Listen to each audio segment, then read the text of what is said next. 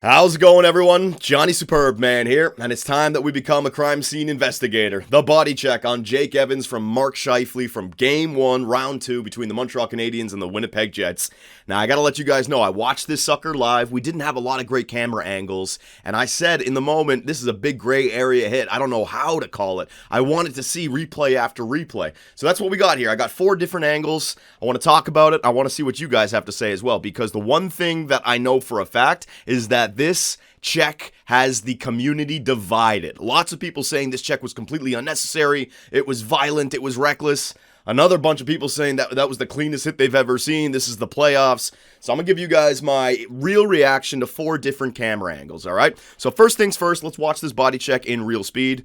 I'll shut my mouth. 1 minute to go in the third, Jake Evans goes in there, empty net for the wraparound, and bang! Mark Scheifele just runs through him. So we're going to run back here for a second. Let me just pause it. Let me pause it if I freaking can pause it. 4-3 game in the third. Now, for the people saying that this hit was unnecessary, Scheifele should have just given up and let him score, I completely 100% disagree. This is a 4-3 game in the playoffs with 1 minute to go. The Winnipeg Jets have just got one empty netter to pull it back to within 4-3. This game is on.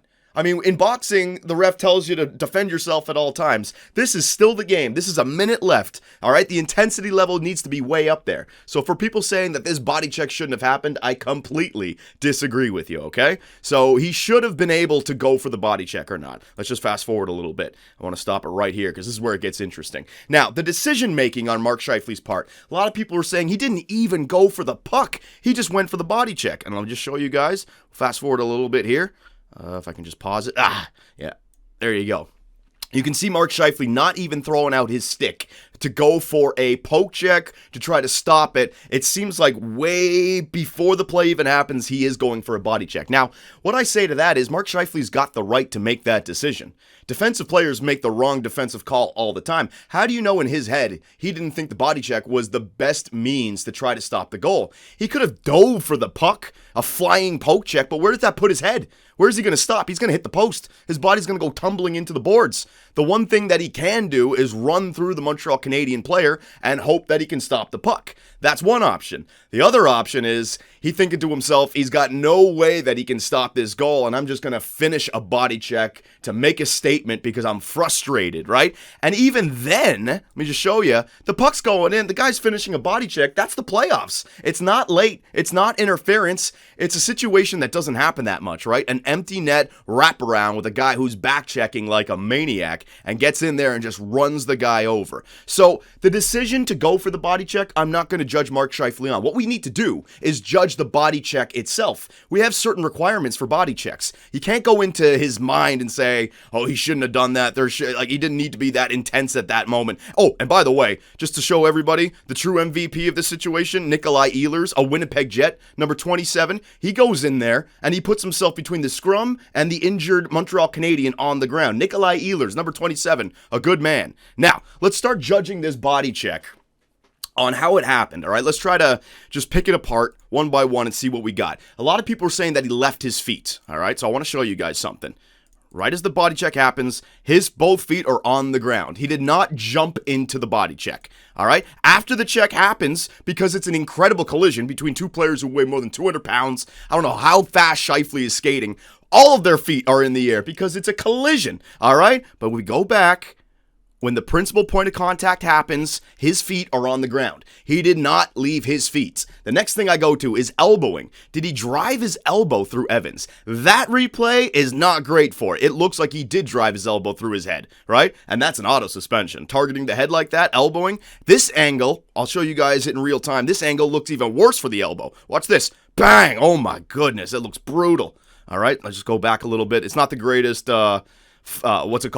I wish the NHL would give us 4K cameras, right? Boom, right there. Now, is his elbow hitting his head? Is it his shoulder? It really does look like he elbowed him. But I slow it down in this camera angle, and this to me shows that it's not an elbowing call, all right? Again, the principal point of contact, skates are on it's a little bit early. Hang on a second. Let's move it back just so I don't look like an idiot here. There you go. Contact, skates are on the ground. He's driving through him, right? Now, is his elbow hitting his head? To me, look at this. His head is there, and his elbow hasn't even come off yet. There's his elbow. It's almost like his elbow is just the follow-through of the body check. The elbow is not the tip of the spear. He didn't send the elbow in there first and create contact with the head. To me, he's driving through his head, his chest, his shoulder. It's just a crazy collision, right? So I don't see him jumping. I don't see an elbow. Now it comes down to the principal point of contact. Is it the head? Is it the body? This one looks like the head pops a little bit, so maybe he hit his head right there. All right, let's see this back angle once again. My God, the guy tumbles. That is so frightening. This one, again, this one looks like he's hitting his head first. And then this one, see, this one to me is the real camera angle. Again, I know the quality is pretty shit. I'm sorry about that. But Jake Evans is in a horrible situation right here. And I wonder if Scheifele's hitting his head, his chest, his shoulder. In other words, he's just driving right through him, right? So I'm going to give it right here, Montreal fans. I'm going to give you guys my opinion. I think the 5-minute major was legitimate.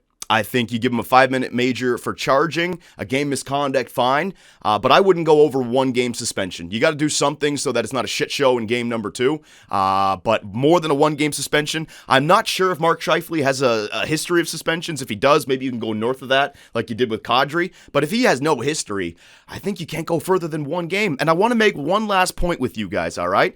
I think there was an even worse body check in this game. Do you guys remember what Logan Stanley did to Corey Perry on the second goal? The guy threw his elbow into his head. You want to see a real elbow? You want to see a real principal point of contact to the head? Look at this sucker. Logan Stanley just winging Corey Perry. Here's the difference, though, and I think this is the problem with the NHL nowadays.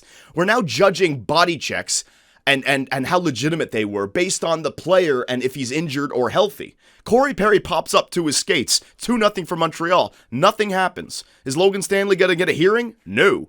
Evans gets body checked and is injured. So there's automatically people coming back saying that hit was illegal, that was out of line. If Evans pops back up, no one's got a problem with that. If Logan Stanley and Corey Perry doesn't get back up, is Logan Stanley getting suspended? So I think we have to stop reacting to the health of the player or how the player or what happens to the player because of the body check. We got to look at the body check itself. And with Mark Scheifele, he didn't leave his legs. Elbow is not there. Principal point of contact to the head. You want to call that fine? 1 game suspension. That's the way I see it. Sorry, but Habs fans, if you don't agree. All right, but I got to be honest with you guys. What do you think? Let me know, and I'll see you guys in the next one. Hey guys, Johnny here, and thanks for watching. If you enjoyed the video, give us a like, hit that subscribe button, and make sure notifications are on so you don't miss out on any new content. We also live stream on Twitch where I take days off my life for your entertainment. Sonny Gray, get out of it. You stupid pieces of shit! I should have gone with Jose for Fernandez! Oh my God, pitching change. Fernandez, get your ass in there. Oh, I swear to God, baseball God just decided to all over me. Grand slam, oh yeah. Make me miss the playoffs with a first-ranked team. Year 2, 30 games above 500, no divisional win, trip to the wild card. First inning.